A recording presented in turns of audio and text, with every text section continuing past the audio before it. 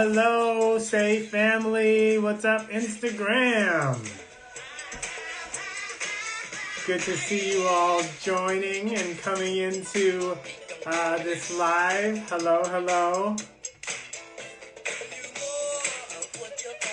We're just gonna give this a couple minutes. I wanna get funky for this one.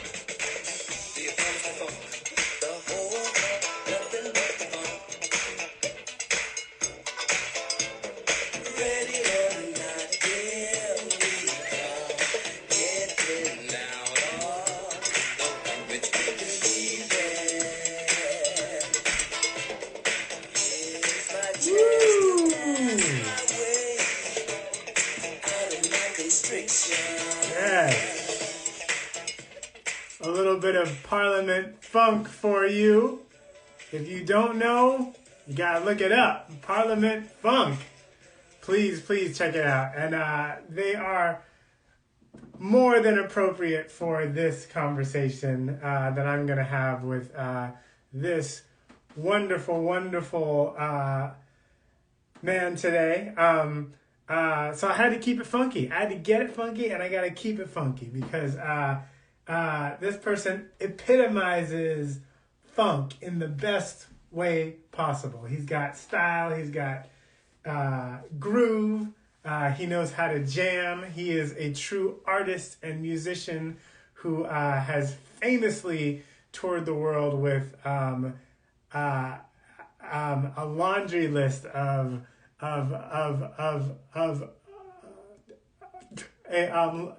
laundry list of incredible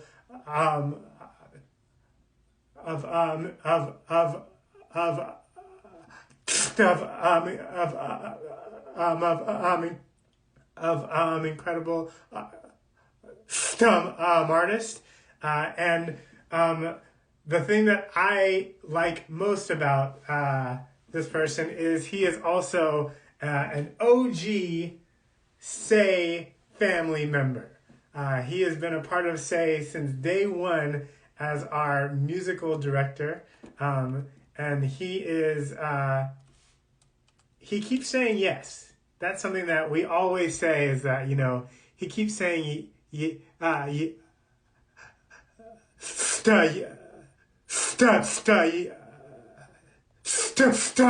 keeps saying yes to everything that we ask him to do. So I'm glad that he said yes again today, and that he continues to bring his talent, his joy, his spark, his light to all that we do at Say, and I'm very excited to have this conversation. So please, without further ado, welcome Say's resident music director, Mr. Everett Bradley.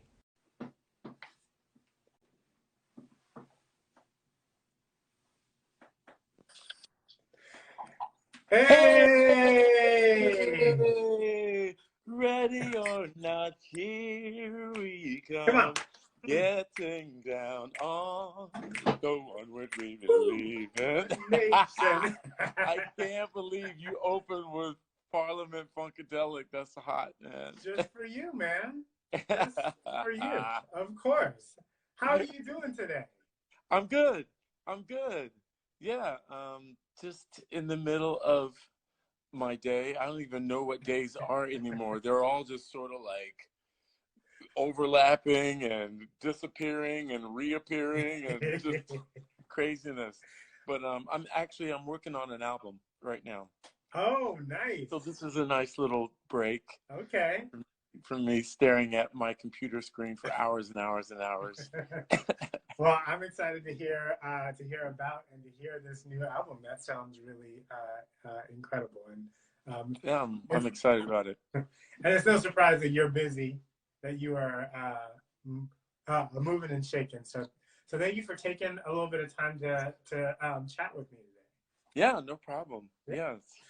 Well, in honor of Black History Month, I've been having these incredible conversations with Say members, parents, alumni, people who stutter, allies, we've been talking about, you know, what black, what black, what black, uh, what Black history has meant, uh, stuff for these different people. And what's been really exciting is just hearing people's personal stories. You know, I think my history with uh, with uh, with with Black Black History Month has been hearing about all of the wonderful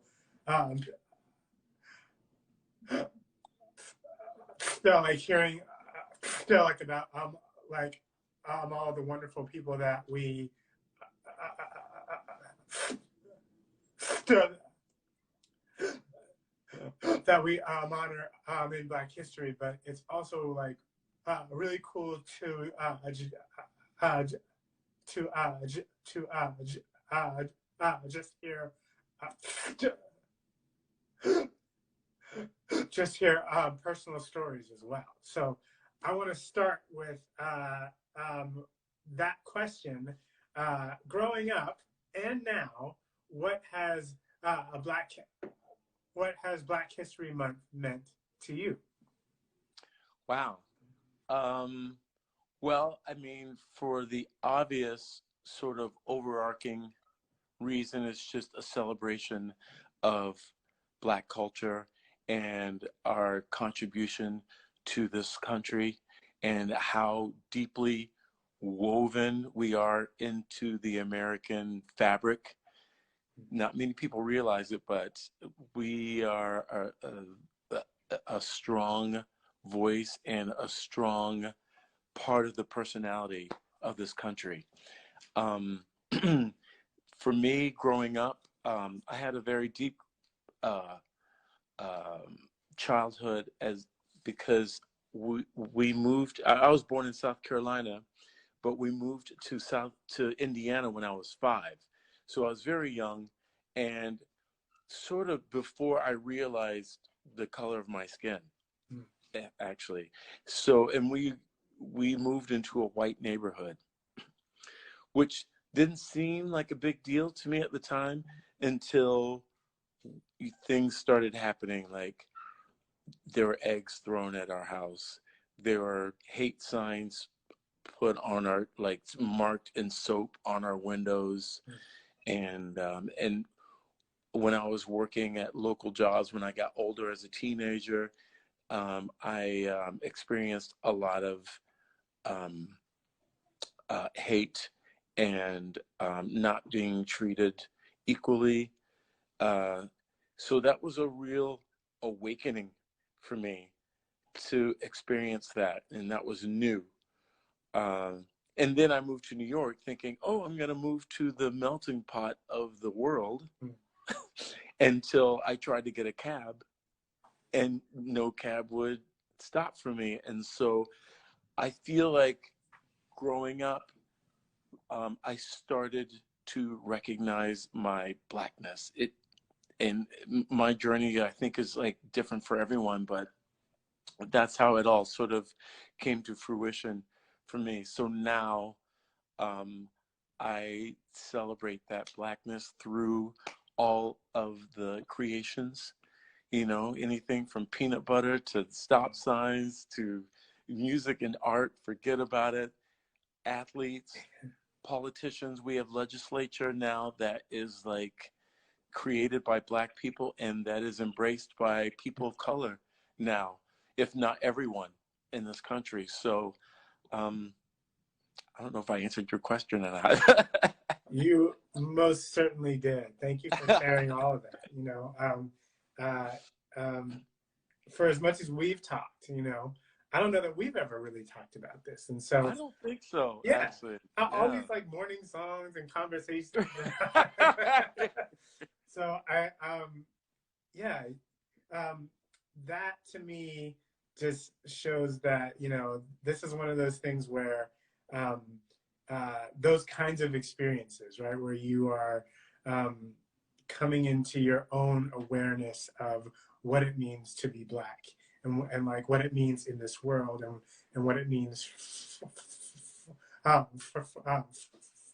you, for you and for me, you know, um, all too often that is just like um, a silent reality. You know, it's not like after a while, like it's not like the headline news in our lives. It's just like a part of life every day.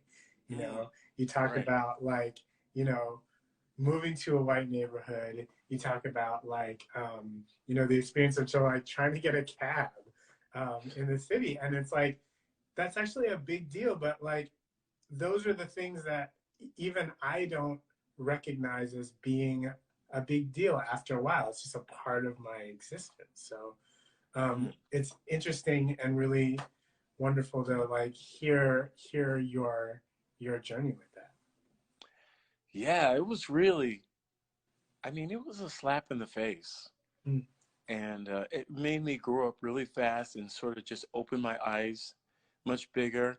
And, you know, and I have older siblings too, and they've really helped a lot, like hearing their experience because they grew up in the 60s, mm, and which was like a very deep time of change and, you know, and recognition and awareness.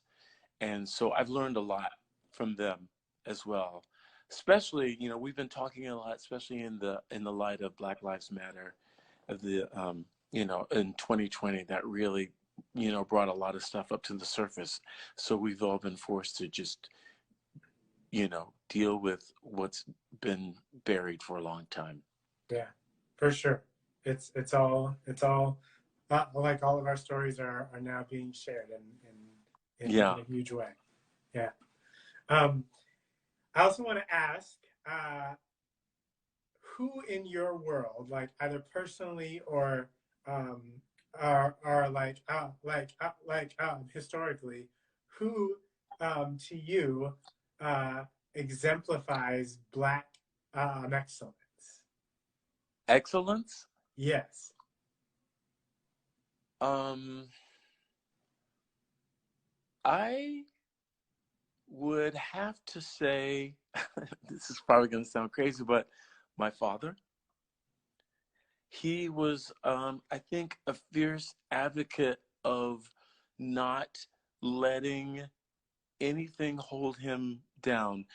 When we first moved into that white neighborhood in Indiana, he was turned down by many uh, real estate companies because they would not show him where the nice houses were Mm, because of the color of his skin. And he knew that it was wrong. And so he brought it up in their face for the first time. And they knew that he was right and they could get in trouble from him reporting them. And so he was fearless in bringing it up in their face and got in their face. And that's how we were able to have a really nice house in a mm, really nice neighborhood. So it was that kind of perseverance that I have not forgotten. And he always told us when we were growing up is that because we were Black, that we not only had to meet a certain standard, but we had to shoot way above that just to survive. yeah. And I think I've taken that sort of thought into everything that I do. Uh, and he also taught me how to defend myself. You know, if I'm called a nigger or if I'm touched in the wrong way, how to take care of myself. And I've never forgotten that either. Mm, So, yeah, I would say my father. yeah. That's wonderful. And